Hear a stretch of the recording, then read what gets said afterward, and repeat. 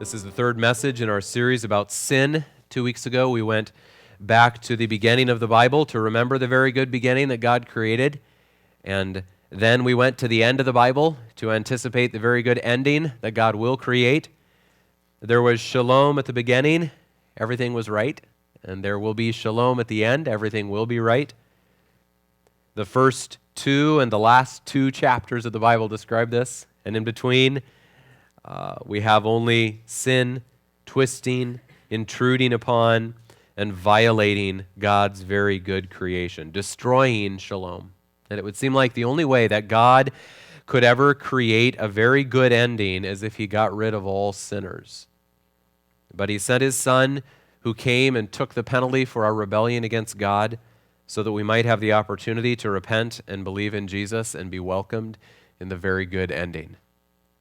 Last Sunday, we returned to Genesis 1 and 2 to explore the foundational reality of Creator and creation. The Creator gives us our place, our existence, our nature, our purpose. He communicates to us and he has authority over us. But as Romans 1 says, we do not honor him as God. We push away the foundational reality of God and not God, Creator and creation. We push him aside and set off on our own as if we are gods who can twist God's creation into what we think it should be. And so our point was that whenever we sin, we are failing to honor God as God. Now this morning, we're going to return to Romans 1 because we have two more phrases there. We mentioned them last week, but we want to look more carefully at two more phrases that describe man's response to the Creator. So you can turn there to Romans chapter 1. It will be a little while before we get there. The point this morning is very simple. We sin because we're always seeking something else.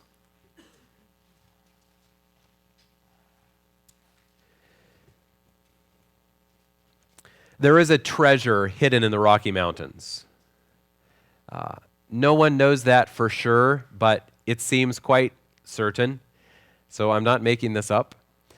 It's an antique bronze chest worth maybe $25,000 on its own. I think it's about 10 inches by 10 inches by 4 or 5 inches. And it is filled with approximately $1 million worth of gold and gems. And not just regular gold, but collector's gold, like ancient gold relics.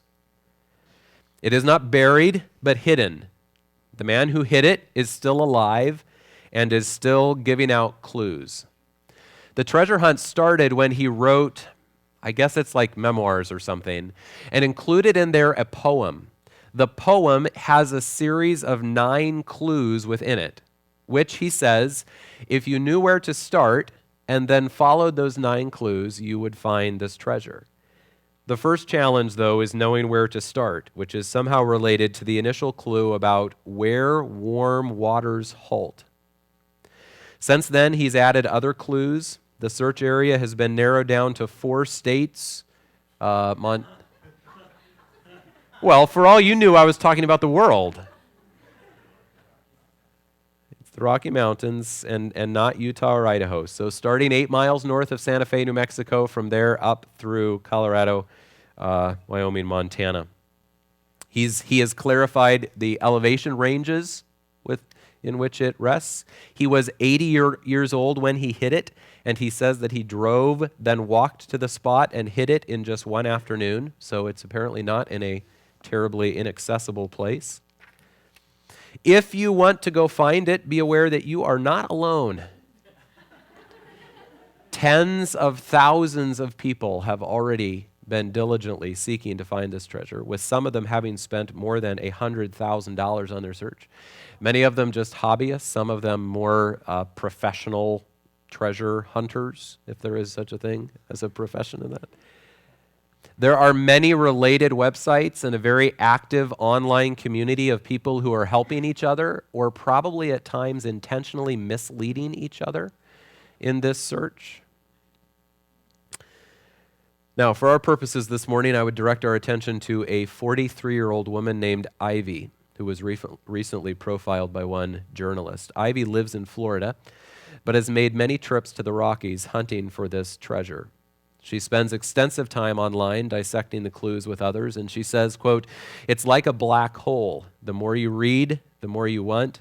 You never stop." After her first trip out to the West to try to find it, she says, quote, "It was the time of my life. From there forward, I haven't put it out of my mind." The journalist says she tries to give up the hunt every so often, but always gets pulled back in. And she says, quote, "You want to live in that fantasy world. You want to believe that there's a treasure out there that's going to solve all your problems." Now, while seeking this treasure, she has also started to leave behind other parts of her life. He writes about her, quote, "It was only looking back that she started to see pieces of her life going missing." And unfortunately, she would hardly be the first person who has lost a job, relationships, or a large amount of money looking for this same treasure. She says it even makes it harder to enjoy simple things she once used to enjoy, like hiking. Quote, "Now I'm not even going to enjoy a hike because I don't have a treasure to look for." Human beings are by nature treasure hunters, each in our own way. As I describe that to you, some of you think, how dumb. And some of you think, oh, I got to go look that up. Or you've got your phone out and you are as I speak. We're all treasure hunters. God made us that way in the very good beginning. If there was no sin, we could treasure hunt in all the best and right ways. But because sin has corrupted us and this world, our treasure hunting tendencies can really get us into trouble. Like ivy, we can foolishly nurture the fantasy that there is a treasure out there that will solve all of our problems. We can fail to notice how many parts of our lives are going missing as we pursue those treasures. And even when we find some of the treasures we desperately sought after, we can very quickly begin to pursue the next one. So I would call this the problem of something else. We're always looking for something else.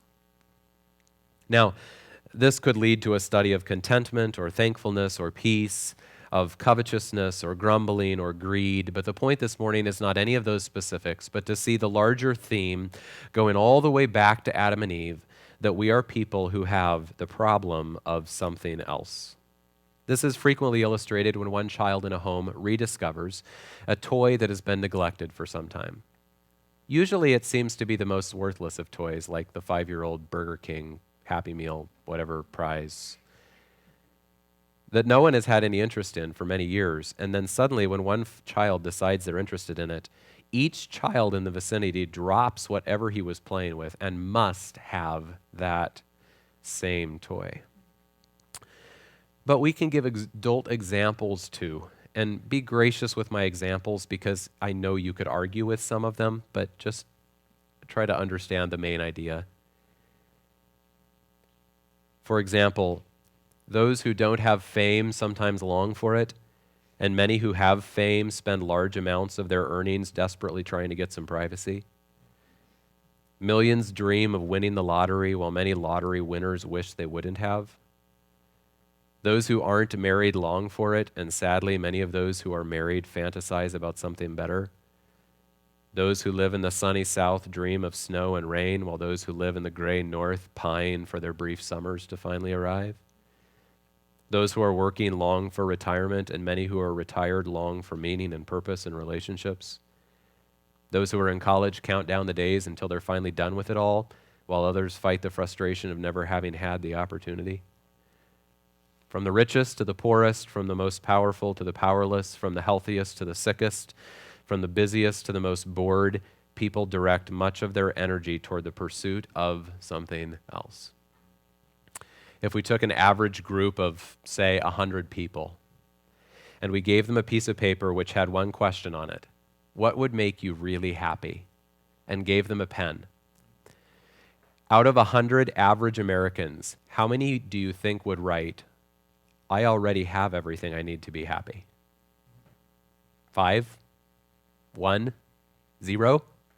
out of 100? For many of them, I expect it would not even cross their minds that that's a legitimate answer to your question. They would be certain that you mean there is something else. Something else. To rephrase the Declaration of Independence, we believe in life, liberty, and the pursuit of something else. The pursuit of something else is fundamentally about our Creator and our relationship to Him. Our relentless pursuit of something else is a spiritual pursuit, ultimately, even though we often don't see it that way. As has already been mentioned, the problem of something else began with Adam and Eve, who pursued something else. Genesis 3, in the day you eat from it, your eyes will be opened, and you will be like God, knowing good and evil. When the woman saw that the tree was good for food, and that it was a delight to the eyes, and that the tree was desirable to make one wise, she took from its fruit and ate. They had perfect shalom, with no problems, and unlimited potential to enjoy and love and explore and develop, and they wanted something else? To use the cliche modern example, it's like the superstar athlete who marries the supermodel and then gets divorced. And all the guys say, "What? How can that be? You had everything." Well, except that the human heart relentlessly pursues something else, just like Adam and Eve. Number 2, the problem of something else keeps us from enjoying what we have. Proverbs 27:20 explains it with an analogy. It says that just like death and destruction are never satisfied, so the eyes of man are never satisfied. Death is never satisfied. It's taking everybody. Destruction is never satisfied. Every day's newspaper is full of more ugly headlines. And so in the same way, the eyes of man, that's just a reference to human desire is never satisfied by earthly things. Jesus asked, "What will it profit a man if he gains the whole world and forfeits his soul?" Why didn't Jesus say, "What will it profit a man if he gains a supermodel wife?" Or something else like that some people would think of as being the ideal. Because we always want something else, and we won't be content with anything short of the whole world. That's the way the human heart operates. As soon as we get something, we want something else. We'd take the whole world if we could get it. And that problem of something else keeps us from enjoying what we have. The marketers and the retailers, they all play to this tendency. It's actually their job to keep you from noticing what you already have and enjoying it. I don't get mailers from the Honda dealer encouraging me to resist upgrading my old van as long as possible.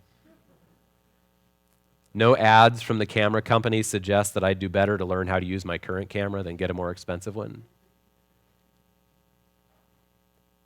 I don't think you get marketing emails from the travel website suggesting that you plan some inexpensive or free family activities close to home. There is no introduction to the romance novel that encourages the reader to go invest her time and energy nurturing her real marriage instead of dreaming of another one. What if we started enjoying and nurturing what we have? The American economy might fall apart. Maybe we get stimulus checks. But sin's grip on our hearts might fall apart too. If we began to contentedly enjoy the life that God has providentially gifted us with right now, I would have your will, not mine, for its perfect good and kind. But my point is not about materialism and contentment. It's about God. So we come back now to Romans 1. The problem of something else keeps us from giving thanks to the giver of what we have. Romans 1:21. For even though they knew God, they did not honor him as God or give thanks. So here is a foundational problem between creation and creator. It is our passion for something else that keeps us from giving thanks. Because we may hardly even notice what we've already been given, like the child on his birthday who rips through one present after another, hardly pausing long enough to even notice the gifts. Luke 17 records the healing of 10 men who had leprosy. They cried to Jesus for mercy, and he healed them. Yet only one of the 10 came back to give thanks. And Jesus asked, "Where are the 9? Was no one found who returned to give glory to God except this foreigner?" For the one of the 10 who came back was a Samaritan. And note that phrase, return to give glory to God. Expressing thankfulness to the Creator for his gifts is an important way that we honor God as God, recognizing that he gives to us life and breath and all things. But when we're focused on something else, gratitude disappears. Number 4, the problem of something else keeps us sinning. So if we look again in Romans 1, verse 21, for even though they knew God, they did not honor him as God or give thanks, but they became futile in their speculations, and their foolish heart was darkened. Professing to be wise, they became fools. If you read about some of the people who've hunted for that treasure in the Rocky Mountains, you might at some points along the way say to yourself, what a fool. Some of them tend to be certain that they've figured it out and pay any price to go get what they're sure they've found, and then become delusional when they realize they were wrong. And isn't that similar to what is described here in Romans 1? Speculation, foolishness, with the end result of darkness in the heart. The pursuit of something else keeps us sinning. So let's say it this way. Ingratitude is a sin, but all sin is ingratitude. Sin says, God, I am not thankful. You messed up. I'm going to get what I want, and I don't care what you think. And I've had a simple little picture in my mind as I've thought about this that has helped me think this through, and I'm going to bring it up a couple different times here. I picture a girl on her birthday opening a gift from her mom and then saying to her mom, I'm sorry, but this is a lousy gift. Give me your purse and I'll go to the store and buy myself something else. Sin is like that. All sin is ingratitude. That also means that God-centered gratitude and enjoyment of what you have is a powerful antidote against sin. But we have to go a step further. It is not simply God-centered gratitude and enjoyment of what you have. It is gratitude and enjoyment of God himself. That is the most powerful antidote against sin. We should be grateful and enjoy God's gifts, but more than that, we should enjoy the giver who is the greatest treasure. The pursuit of something else leads us away from God himself. We don't just reject his gifts, we reject him and we attempt to find replacement gods. Think back to the birthday girl who said to her mom, sorry, but this is a lousy gift. Give me your purse and I'll go to the store and buy myself something better. Well, let's take that further. What if the birthday girl said, sorry, but this is a lousy gift. I want a new mom who gives me the gifts I want. That is how God describes sin. Number 5, the problem of something else keeps us attempting to replace God. So verse 21 says they did not honor him as God or give thanks. And verse 23, the result is they exchanged the glory of the incorruptible God for an image. Exchanged, or as we've been using this word, replaced. From God's standpoint, sin is not just ingratitude or a failure to honor him. It is an attempt to exchange God for a better God who gives us what we want. This is a very consistent theme in the Old Testament because it was so clearly illustrated by Israel's idolatry. They didn't like what Yahweh had given to them, and so they thought that maybe other deities from the Canaanites or Egyptians or Babylonians could do better. So they were not merely ungrateful grumblers, but they actually tried to replace God. Sin is an attempt to replace God with an idol who will give us what we want. Now, let's notice right away that idols can be good things. As a matter of fact, they almost always are. Comfort, security, power, control, love, dignity, pleasure, purpose. Those things all were an important part of the very good creation. Those are like foundational things. On top of those foundational things, we then seek more the practical expressions of those things, like money and marriage and houses and promotions and friendships and experiences and accomplishments. And those things are all good things. Idols are almost always good things. But they become idols when we give them God-like significance. God-like significance. And I want to read to you several quotes from Tim Keller's book, Counterfeit Gods. I can't recommend everything from Tim Keller, but it is a very helpful book. We think that idols are bad things, but that is almost never the case. The greater the good, the more likely we are to expect that it can satisfy our deepest needs and hopes. Anything can serve as a counterfeit God, especially the very best things in life. The human heart takes good things like a successful career, love, material possessions, even family, and turns them into ultimate things. Our hearts deify them as the center of our lives because we think they can give us significance and security, safety and fulfillment if we attain them. An idol is whatever you look at and say in your heart of hearts, if I have that, then I'll feel my life has meaning, then I'll know I have value, then I'll feel significant and secure. What is an idol? It is anything more important to you than God, anything that absorbs your heart and imagination more than God, anything you seek to give you what only God can give. So, an idol is something we look to for things that only God can give. It is an attempt to replace God with something else that will give us what we want, because apparently God isn't giving us what we want. We take good things and give them God-like significance. Now, admittedly, that is hard to discern, right?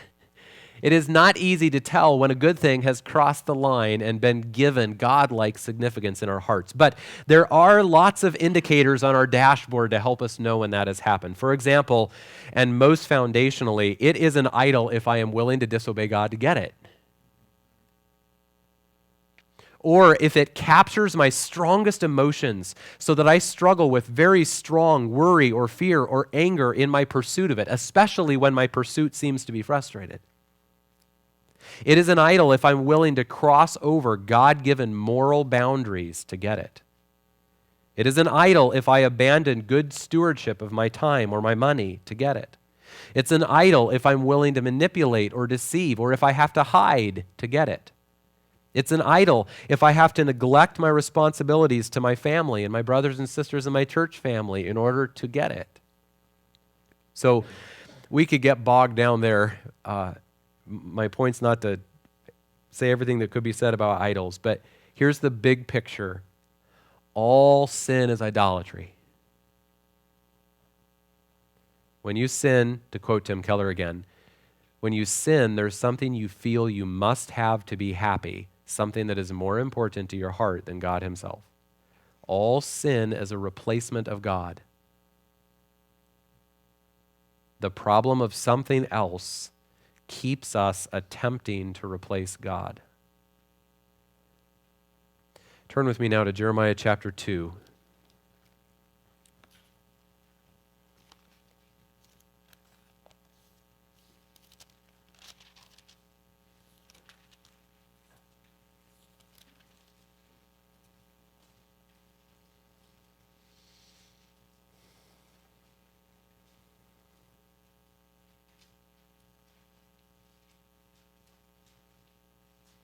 Jeremiah 2. I want to use this text both to kind of reconfirm some of what we've already said and then to show us a couple of new ideas and lead us to a conclusion. Jeremiah 2 Look with me at verse 13. God says, "For my people have committed two evils. Two evils. They have forsaken me, the fountain of living waters, to hew for themselves cisterns, broken cisterns that can hold no water." So, first of all, God says, they have forsaken me. Idols are offensive to God. You know, if we go back to our birthday illustration, it would be very offensive to the mom if her daughter said, "Lousy gift, give me your purse and let me get something better." That would be personally offensive. But a good, strong, brave mom would try not to take offense. But if the daughter said, "I want a new mom who gives me the stuff I want," I don't think even the bravest mom would be able to get through that without being deeply hurt. But sin is personally offensive to God. It is forsaking him. Then verse 13 also reminds us that idols are infinitely less than God, because it says that they have forsaken him, the fountain of living waters, to hew for themselves broken cisterns that can't hold any water. A cistern was a holding tank carved into the rock. The problem is when you carve into rock, that doesn't hold water. There are too many cracks in other places for water to seep. So you have to carve into the rock, and then you have to line that with some kind of plaster or other things that's watertight to hold water. So he's saying when you compare God with all the other things that we give God-like significance to, it's like comparing a spring constantly flowing with fresh, life-giving water with this hole in the rock that can't hold water. Verse 18 changes the picture up a little bit when it says, "But now what are you doing on the road to Egypt to drink the waters of the Nile? Or what are you doing on the road to Assyria to drink the waters of the Euphrates?" So now the contrast is between a spring, a fountain of fresh water, and the Nile and Euphrates rivers. Now, you don't drink from the Nile and the Euphrates because the people bathe there, the animals bathe there, people wash their clothes there. You don't go drink there. And so there's a great line in verse 18. God says, "But now, what are you doing?" What are you doing? "To forsake a fountain of living waters and go." But see, here's the trick.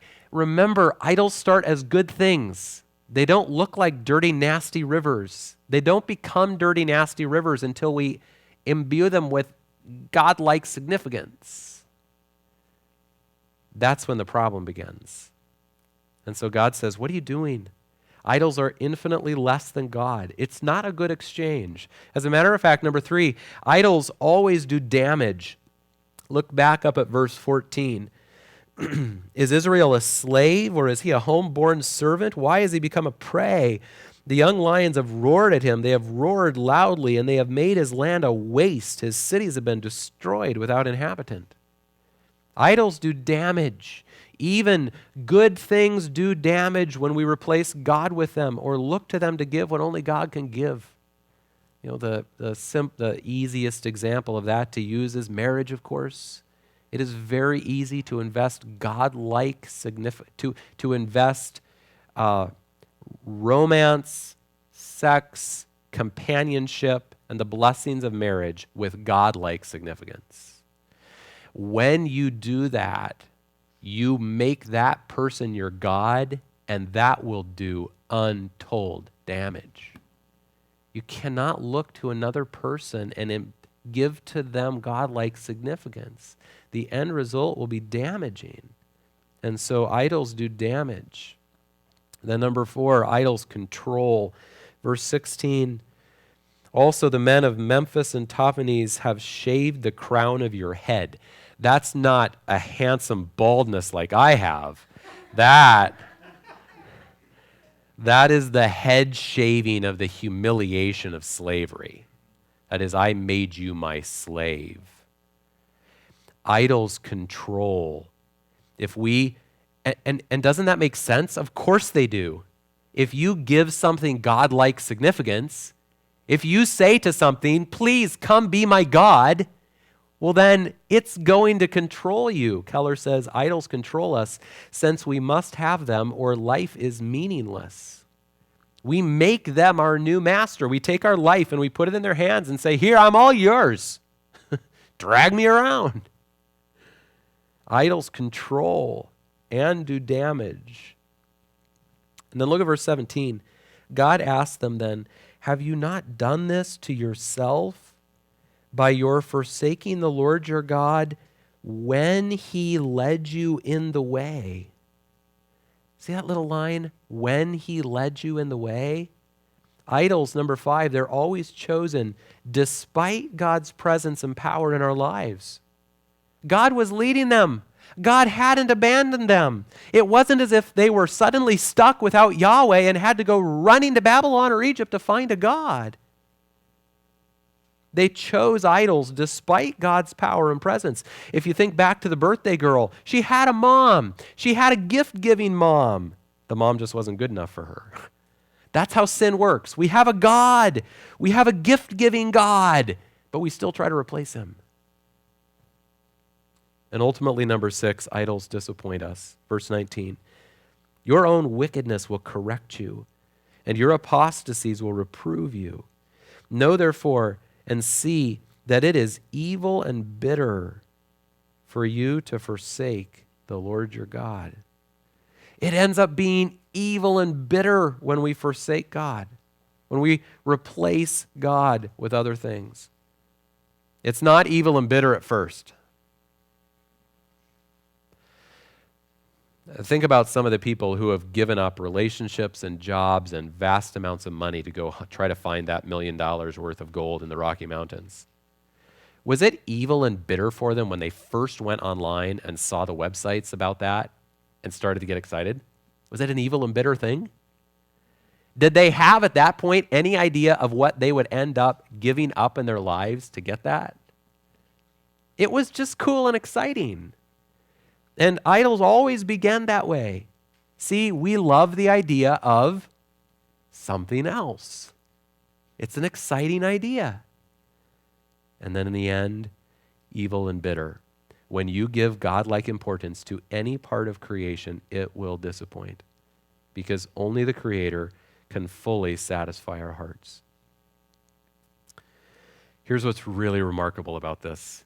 Remember earlier we talked about foundational things that we seek and then the surface applications. So the surface applications are things like the boyfriend or girlfriend or a degree or a job promotion or a vacation or a vehicle. But that comes from more foundational things that we want. Things like comfort, security, power, control, love, dignity, peace, pleasure, purpose. Here's what's amazing. List every foundational desire of mankind, and you'll find that God is all of those things. God's not a girlfriend, and he's not a new car, and he's not the surface idols. But name every foundational idol, and you will find that God is every one of those things. He is the God of all comfort. He is the only one who can actually make us secure. He is the only one who has all power and is in control of all things for our good purposes. He is perfectly loyal in love and has proven it decisively at the cross. He gives us dignity, both by creating us in his image and then calling us into his family with the rights of a firstborn son. He is the creator of peace and the giver of it. At his right hand are pleasures forever. He gives our lives eternally important purpose. It really should be as obvious as the difference between the Nile where the cows are bathing and a fresh spring. Like, it ought to be that obvious to us. But our passion for something else always has us chasing the Nile. He is Yahweh, the great I am. He is all of those things that we most desire. He is all of those things that we most desire. So why am I chasing all the time? Why would I try to give God-like significance to anything but God? And so, it's not a surprise that when I do, I get disappointed. And it's on that theme of disappointment that I want us to conclude this morning, because it's here that we actually find hope. How do idols disappoint us? Lots of ways, right? Sometimes they disappoint us because they stay out of our reach. And it's just endless frustration. We can never get there. Sometimes they disappoint us because of all the damage they cause in our pursuit of them. Or sometimes we get them and then we discover that we want something else. So there are lots of different ways in which idols can disappoint us. But no matter how idols disappoint us, here's what I long for us to understand this morning. That disappointment is our opportunity. We replaced God with idols, but when they disappoint us, we have a fresh opportunity to complete the circle and to replace the idols with God. To realize that we gave God-like significance to them and to return and give God-like significance to God. Isn't that just an absurd phrase? That we have to give God-like significance to God? But we do. The creation has to come back and say, what am I doing? No. He's God. Give him God-like significance, not these other things. And when we do that, we will find hope and contentment and peace and all those foundational things because he is those things. So we can ask the question, does God have God-like significance in your life? All right, that's kind of the conclusion, but let me go at it one other way, okay? So bear with me for a moment, and I think you'll see I'm saying the same thing. We often sin on the rebound. We sin either when we've experienced deep disappointment or when we've experienced success. But either way, we're susceptible to sin. Now, why is that? Because doesn't it seem like disappointment and success are opposites? Why do both things then make us vulnerable to sin? Because in both cases, we come out of those times looking for something else. When you're disappointed, you're obviously looking for something else. And there's this crazy thing about human nature that when we get what we want, when we are successful, we then immediately start thinking about something else. It happens at every sports championship parade. The athletes get up and say, next year. You haven't even finished celebrating this year. And so in both cases, we rebound looking for something else and we're susceptible to sin and temptation. But that also means that in both cases, we have a unique opportunity to turn to God and to give him God-like significance. When earthly success comes up a little hollow and you want more, focus on the greatness of God instead. When your heart is raging with desire, when you're in full treasure hunting mode, go after God. Seek the Lord while he may be found. When your earthly hopes aren't holding water, turn to the fountain of living waters. When creation disappoints, give the Creator God-like significance in your life. When you find that you're longing for something else, be certain that God is drawing you to himself.